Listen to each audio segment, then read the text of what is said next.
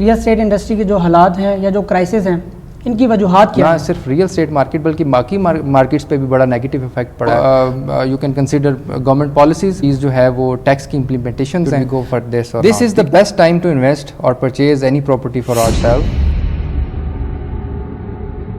अस्सलाम वालेकुम, this is me Junaid Bashir from Realtors Hub, और आज हम बात करेंगे रियल एस्टेट की, जो दुनिया का पोटेंशियल एबल सेक्टर समझा जाता है फॉर इन्वेस्टमेंट। बट अनफॉर्चुनेटली इस सेक्टर के अंदर गुज़िश्ता एक साल से बहुत सारे क्राइसिस हमें देखने को मिले हैं।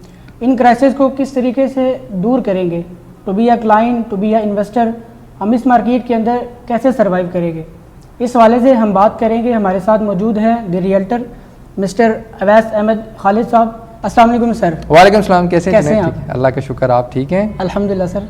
सर आप हमें ये बताइए कि जो रियल एस्टेट इंडस्ट्री के जो हालात हैं या जो क्राइसिस हैं, इनकी वजूहात क्या हैं?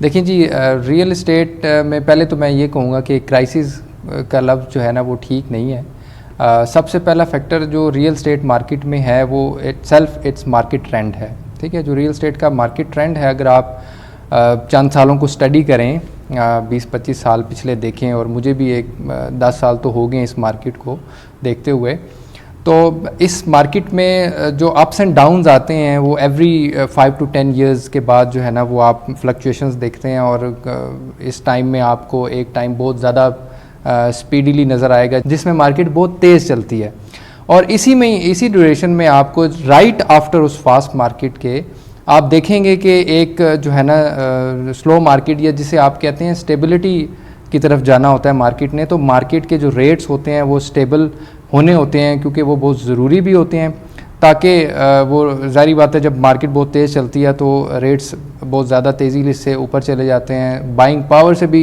लोगों के ऊपर चले जाते हैं, तो जो एंड यूज़र्स होते हैं वो ख़रीद नहीं पाते हैं। ठीक है, और एक टाइम पे इन्वेस्टर्स ने उसमें से निकलना ही होता है। ठीक है, तो अगर एंड यूज़र्स ही वो परचेज़ नहीं कर सक रहे तो मार्केट डेफिनेटली रुकेगी, और वो रुकना अच्छा भी होता है, ताकि एक तो उसमें प्लस पॉइंट ये है एंड यूज़र्स के लिए कि जिन्होंने अपने लिए घर बनाना है और प्लॉट लेना है या जो भी प्रॉपर्टी लेनी है, उनकी बाइंग पावर में आ जाए। ठीक है, और मार्केट में जो रेट की करेक्शन है वो भी हो जाए। ठीक है, ताकि वो मार्केट लॉन्ग टर्म सस्टेन कर सके। अदरवाइज़ वो इसी तरह स्पीडली मार्केट चलती रहे और रेट्स ऊपर जाते रहें तो ऑब्वियसली वो मार्केट अगर स्टेबिलिटी की तरफ नहीं जाएगी तो डेफिनेटली क्रैश हो जाएगी। सेकंड फैक्टर जो है वो you can consider government policies, जिसमें सबसे इम्पॉर्टेंट चीज़ जो है वो टैक्स की इम्प्लीमेंटेशंस हैं।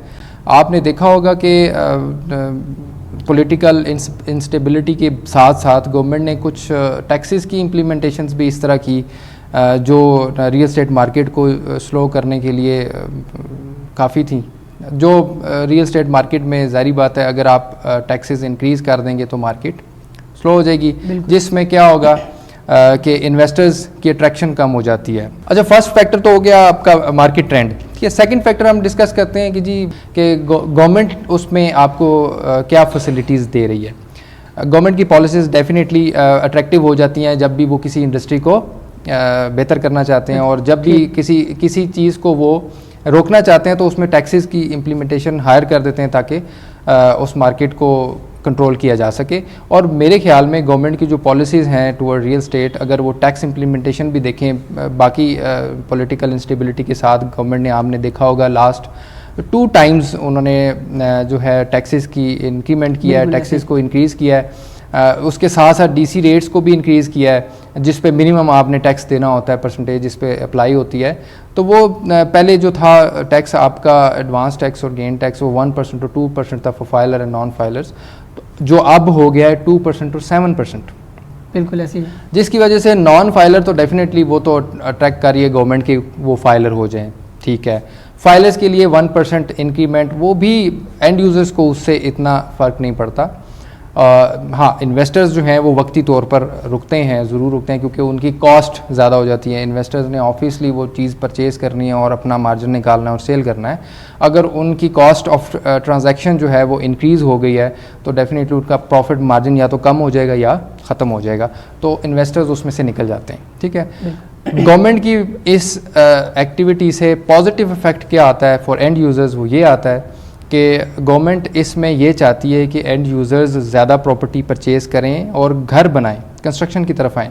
इन्वेस्टर्स इन्वॉल्व रहेंगे तो प्रॉपर्टी डेफिनेटली बहुत ज़्यादा महंगी हो जाएगी, आम जो एंड यूज़र्स हैं उनकी पहुंच से दूर जाती जाएगी, जिसकी वजह से क्या होगा, जो हम कहते हैं कि रियल एस्टेट की इतनी सारी अलाइड इंडस्ट्रीज़ हैं वो काम उनका ऑब्वियसली नहीं चलेगा।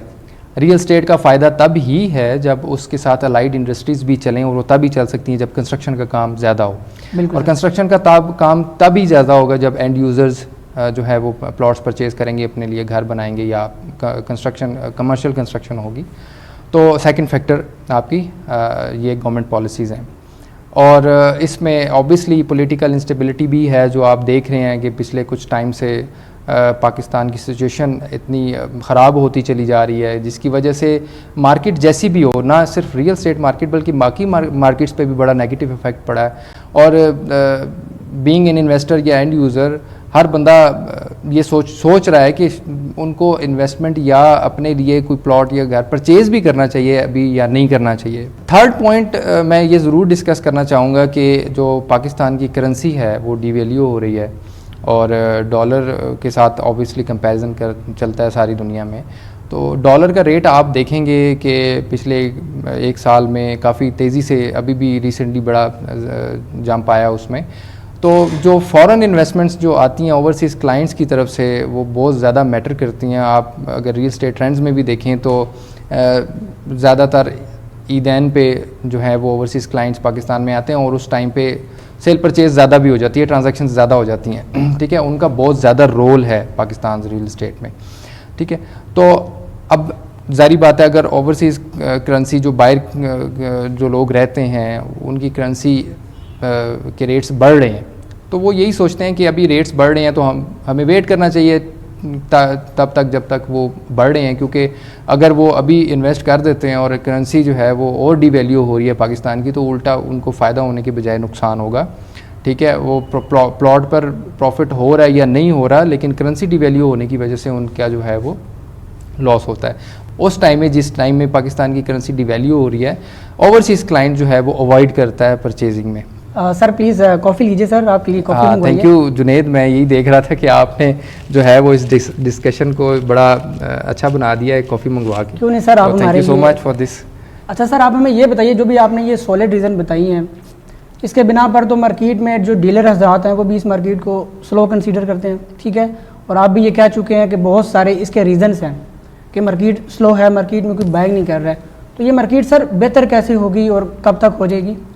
देखिए जुनेद, मार्केट स्लो होना मैं इसको सही नहीं समझता।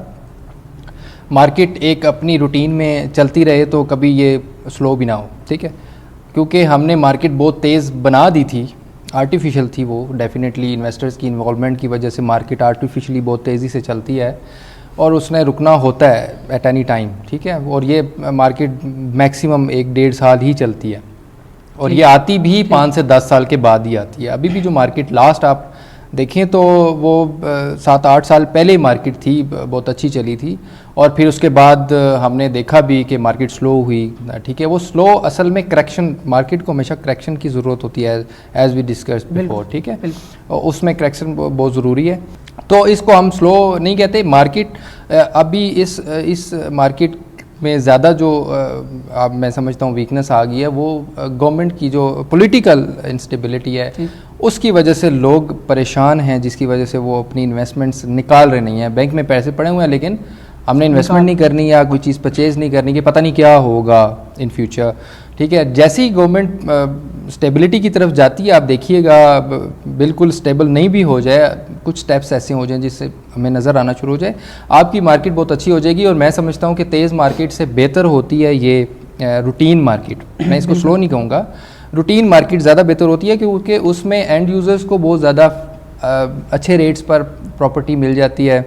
तो ये रूटीन मार्केट मेरे ख्याल में तो बेहतर होती है आपकी उस तेज़ मार्केट से, क्योंकि उसमें इन्वेस्टर्स जो है वो आपको काम करने ही नहीं देते। तो आप ये बता दें कि ये मार्केट बेहतर कैसे होगी और कब तक होगी? अच्छा, इसमें 2 पॉइंट्स हैं। देखिए, जैसे मैंने बताया मार्केट ट्रेंड है। ठीक है, मार्केट ट्रेंड को ठीक होने में इतना टाइम नहीं लगता। ठीक है, फास्ट मार्केट के बाद मार्केट ने करेक्ट होना है, उसमें स्टेबिलिटी की तरफ जाना है, कि जो अभी कंडीशन चल रही है मुल्क की, जो हालात हैं, पॉलिटिकल इंस्टेबिलिटी है, बहुत सारे और इश्यूज़ चल रहे हैं, उसकी वजह से इन्वेस्टर्स और एंड यूज़र्स दोनों कंफ्यूज हैं, ठीक है, परेशान हैं। उसमें उनके पास ऐसा नहीं है बजट नहीं है, पैसे नहीं है, जस्ट इसमें जो ज़रूरत है, आई फील कि हम रियल्टर्स को इसमें अपना रोल प्ले करना चाहिए। वो तभी बेहतर हो सकता है जब हम उनको एजुकेट करें, ठीक है, अबाउट रियल एस्टेट मार्केट, कि जी ये मार्केट बैठी नहीं है, ख़राब नहीं हुई, स्लो नहीं हुई, बल्कि ये ही मार्केट ट्रेंड का एक पार्ट है। अच्छा, बीइंग पॉजिटिव, मैं तो यही उम्मीद करता हूँ अल्लाह हमारे मुल्क को ऑब्वियसली अपनी पनाह में रखे और इसको बेहतरी की तरफ लेके जाए, हालात ठीक ही हो जाएंगे इंशाल्लाह। This is the best time to invest और purchase any property for ourself, ठीक है। मैं सब इन्वेस्टर्स को सब जो एंड यूज़र्स हैं उनको भी ये ज़रूर कहूँगा कि this is right time to buy a property. But अभी जो फाइल्स हैं वो बॉटम पे आई हुई हैं, ठीक है, क्योंकि परचेजेस जब नहीं होते हैं तो रेट्स कम है, डेफिनेटली सप्लाई बहुत ज़्यादा, डिमांड कम है, तो आप बहुत अच्छे रेट पर इन्वेस्ट कर सकते हैं। लेकिन इन्वेस्टमेंट आपने प्लान करना है at least minimum 6 months to 1 year, 1 year plan लाजमी करें आप, ठीक है, बिकॉज़ आपके जो हालात बने हुए हैं उनको ठीक होने में टाइम भी इतना ही लगेगा। जो मार्केट की करेक्शन है, मैंने आपको बताया, जो मार्केट ट्रेंड है उसको हमें अंडरस्टैंड करने में 2 से 3 महीने मैक्सिमम लग जाते हैं और मार्केट ठीक हो जाती है। जो अभी सिचुएशन चल रही है वो हमारी जैसे बार बार बात हुई कि मुल्क की हालात, जो पॉलिटिकल इंस्टेबिलिटी है, उस वो रीज़न है जिसकी वजह से अगर इन्वेस्टर है या एंड यूज़र है उनके पास इन्वेस्टमेंट बजट भी है, बाइंग पावर भी है, लेकिन वो कंफ्यूज हैं और फैसला नहीं कर पा रहे कि should we go for this और नॉट, ठीक है। तो जैसे ही वो इनसिक्योरिटीज़ ख़त्म होती हैं आपकी मार्केट बेहतर हो जानी है। अदरवाइज़ ये अगर सिचुएशन ना होती तो आपकी मार्केट ठीक हो चुकी होती और बेहतरीन चल रही होती। इसके बाद सर आप हमें ये बताइए कि जिन क्लाइंट्स ने इन्वेस्टमेंट की हुई है किसी भी सेक्टर्स के अंदर, खैर वो DHA है या बैरिया है या ऑल ओवर इन पाकिस्तान, तो वो इतना प्रॉफिट जो है वो एक्सपेक्ट नहीं कर रहे हैं, तो उनको क्या स्टेप्स लेने चाहिए? अच्छा जुनैद, इसमें भी 2 तरह की इन्वेस्टमेंट्स या बाइंग्स आ जाती हैं। जिन लोगों ने तो आज से 1.5-2 साल पहले परचेजिंग की थी, जब मार्केट नॉर्मल थी और तेज़ी आने से पहले की बात कर रहा हूँ, मोस्टली जगहों पर DHA और बैरिया, अगर पिंडी इस्लामाबाद की बात करें, जो कि हम यहाँ पे काम कर रहे हैं, हमने खुद एक्सपीरियंस किया है कि जो मार्केट है उसमें प्राइसेस मोर देन 100% अप्रिशिएट हुई हैं with in last 1 and 1.5 years, ठीक है। तो जिन्होंने तो इससे पहले परचेजिंग की थी और अच्छे रेट पे डेफिनेटली की थी, तो उनको प्रॉफिट तो हो रहा होगा डेफिनेटली, लेकिन ऑब्वियसली जो कुछ टाइम पहले हो रहा था उससे थोड़ा सा कम हो रहा होगा। They can sell it easily, ठीक है ना, वो बेचें, अगर उनको ज़रूरत है वो बेच सकते हैं, वो भी अच्छा प्रॉफिट अर्न कर सकते हैं, ठीक है। सेकंड कैटेगरी वो है जिन्होंने इस तेज़ मार्केट में परचेजिंग की जब प्राइसेस बहुत ज़्यादा तेज़ थी। अब उसमें भी मैं 2 लोगों को डिस्कस करूँगा। कुछ लोगों ने पोजेशन वाले प्लॉट्स या घर परचेज़ किए होंगे, ठीक है, तो उसमें ऑब्वियसली जो पोजेशन वाले प्लॉट्स होते हैं उसमें एंड यूज़र्स आते हैं और वो बाय करते हैं प्रॉपर्टी अपने घर बनाने के लिए। अब उसमें डिपेंड ऑल्सो करता है कि उसमें ये भी डिपेंड करता है कि वहाँ पर आबादी कितनी है, ठीक है। अब पोजेशन तो बहुत सारी जगहों पे आप देखते हैं, बहुत सारी दूर दराज की सोसाइटीज़ हैं जहाँ पे पोजेशंस अनाउंस हो रही हैं, वहाँ पर मैं नहीं कह सकता, वहाँ पे भी प्राइसेस आप DHA 2 में देख लें, प्राइसेस जो है ना वो डाउन हुई हैं, 3 to 4 मिलियन मैंने देखा है। तो इसमें ना पोजेशन वाले प्लॉट तो फिर भी एंड यूज़र्स उसको अट्रैक्ट हो जाते हैं उसकी तरफ, और उन्होंने ऑब्वियसली घर बनाना है तो वो प्लॉट्स ले लेते हैं। थोड़ी सी प्राइसेस डाउन हुई हैं उनमें भी, लेकिन एज़ कम्पेयर टू अगर आप नॉन डेवलप या फाइल्स की तरफ जाते हैं, नॉन डेवलप प्लॉट्स की तरफ जाते हैं, तो उनकी प्राइसेस बहुत ज़्यादा नीचे आए हैं। आप देखें ये अराउंड 50-60% डाउनफॉल भी आपको देखने को मिलेगा, ठीक है। तो ऐसे लोग जिनको ज़्यादा लॉस हो रहा है उसमें, क्योंकि उन्होंने तेज़ मार्केट में परचेजिंग किया, हालांकि इन्वेस्टमेंट आपको तेज़ मार्केट में नहीं करनी चाहिए, लॉन्ग टर्म नहीं करनी चाहिए। तेज़ मार्केट में हमेशा आपको शॉर्ट टर्म में इन्वेस्टमेंट करनी चाहिए, विद इन फ्यू मंथ्स आप उसको फ्लक्चुएट करते रहें, और लॉन्ग टर्म प्लानिंग आपको जो है ना वो स्टेबल मार्केट में करनी चाहिए ताकि आपको लॉस ना हो। अब खैर जिन्होंने गलती की परचेजिंग करके होल्ड किया, जिनका लॉन्ग टर्म प्लान नहीं था, अब उनको लॉन्ग टर्म प्लान करना पड़ेगा डेफिनेटली। और बाज़ औक़ात कुछ जगहों पे आपने देखा होगा, जब बैरिया टाउन में 2012-13 की मार्केट थी, बहुत तेज़ी से ऊपर गई, वो प्राइसेस आपकी 7-8 साल लग गए उसको दोबारा वापस अपनी जगह आने में। तो ऐसी अगर वर्स्ट सिनेरियो में कहीं कोई आ गया है तो उसको तो डेफिनेटली उसके पास दो ही रास्ते हैं, या वेट करें या फिर लॉस में वो अपनी प्रॉपर्टी सेल करें, और अगर होल्ड कर सकते हैं तो definitely they should wait for that. तो जिन्होंने पहले परचेजिंग की थी वो तो बेच सकते हैं, लेकिन ऑब्वियसली जिन्होंने इस टाइम पे किया है उनको होल्ड ही करना पड़ेगा। Thank you so much sir for your time. Sir coffee कैसी लगी आपको? कॉफ़ी बहुत मज़े की थी जुनैद, और मैंने आपसे पहले ख़त्म कर ली। मुझे उम्मीद है कि ये वीडियो देखने के बाद आपके बहुत सारे सवालात क्लियर हो गए होंगे। इसके बावजूद अगर आपका कोई क्वेश्चन है तो कमेंट सेक्शन में ज़रूर बताइएगा। अगर आपको वीडियो अच्छी लगी हो तो जुनैद के चैनल को ज़रूर सब्सक्राइब कर दीजिएगा और लाइक भी कर दीजिएगा, और अगर कोई क्वेरी या कोई इंप्रूवमेंट आपको लगती है कि लाई जा सकती है तो कमेंट सेक्शन में ज़रूर रिकमेंड कर दीजिएगा। अपना बहुत सारा ख्याल रखिएगा। Stay tuned with realtors hub.